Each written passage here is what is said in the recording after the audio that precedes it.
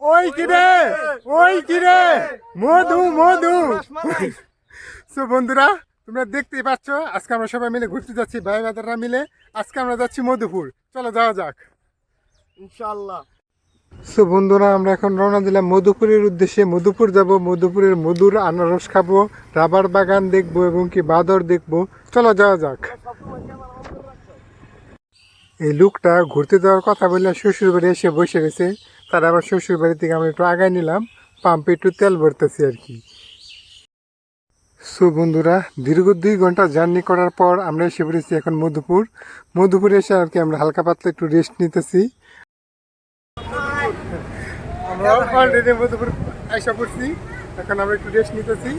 আমাদের একটা ছোটো ভাই আমরা রেখে পড়ছিলাম, ড্রাইভার বেশি ভালো না, এখন অন্য ড্রাইভার ফিরে আসতেছে, তার জন্য অপেক্ষা করতেছি আধা ঘন্টার বেশি সময়।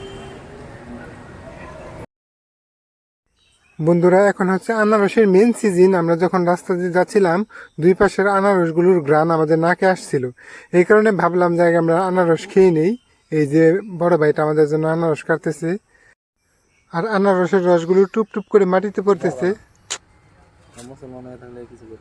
না কিছু বলি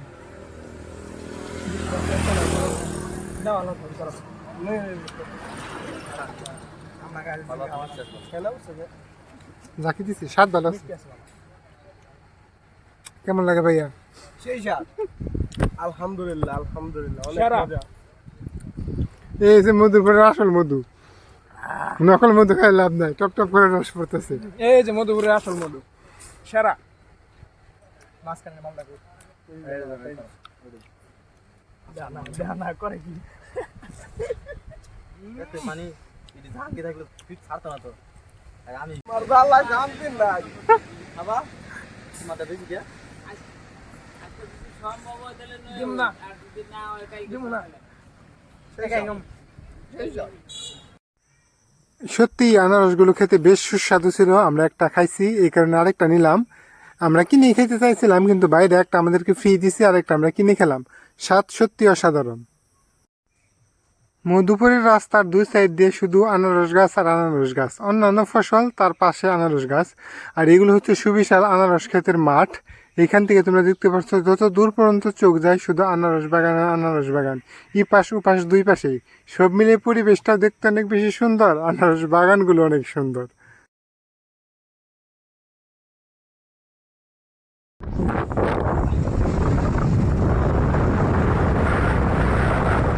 সো বন্ধুরা, এই মুহূর্তে আমরা এন্ট্রি করলাম রাবার বাগানের ভিতর। তোমরা দেখতেই পাচ্ছ সারি সারি রাবার বাগান, দেখতে পরিবেশটা অনেক বেশি সুন্দর, মনোমুগ্ধকর। আর এই সাইডে হচ্ছে ছোট ছোট রাবার গাছ।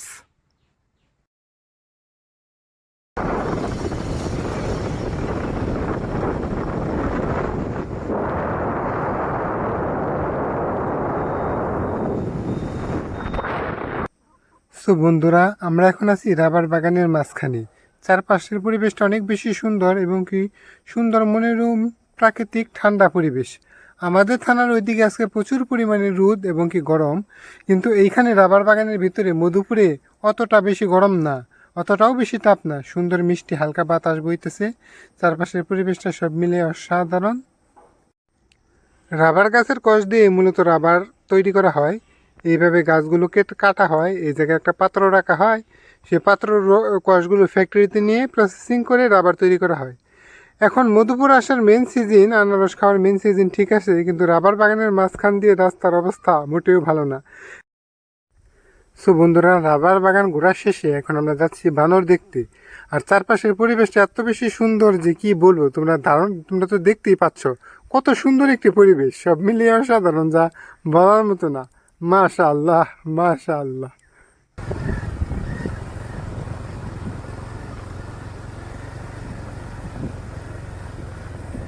সো বন্ধুরা, এখন আমরা এসে পড়লাম বানরের ওই জায়গায়। চারপাশে শুধু বানর আর বানর, বানরের অভাব নেই। আপনারা বান্দরবনে ঘুরতে যাবেন, ওইখানে বান্দর পাবেন না, কিন্তু আমাদের টাঙ্গাইলের মধ্যপুর আসবেন, এই জায়গায় বানর অনেক পাবেন।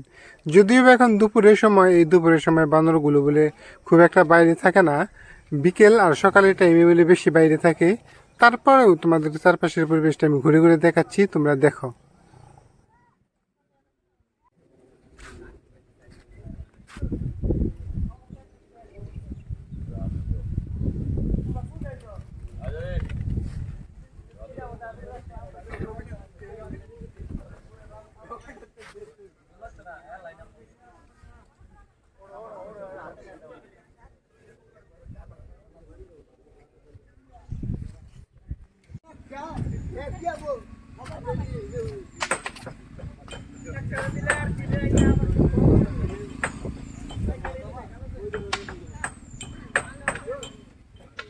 আচ্ছা ভিডিও ভিডিও চালু করতে দে।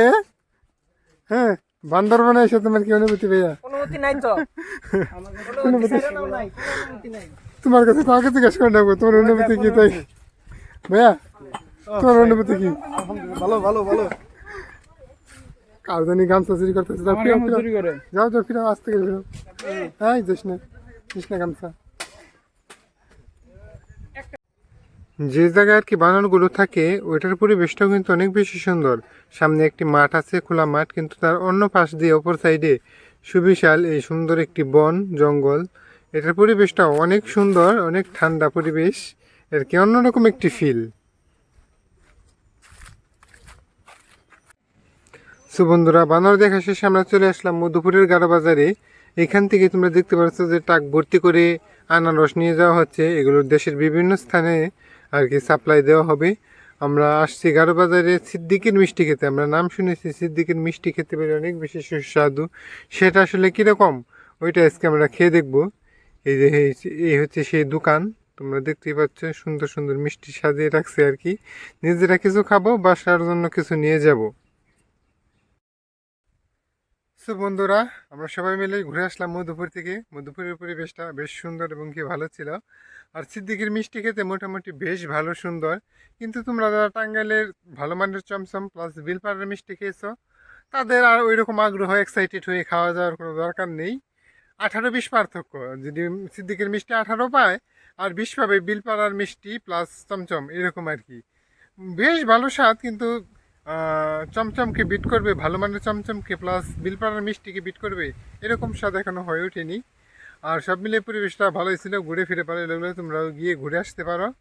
আজকের মতো ভিডিও এই পর্যন্ত। ভিডিও ভালো লাগলে like comment share and subscribe, আর ভালো না লাগলে like comment share and subscribe.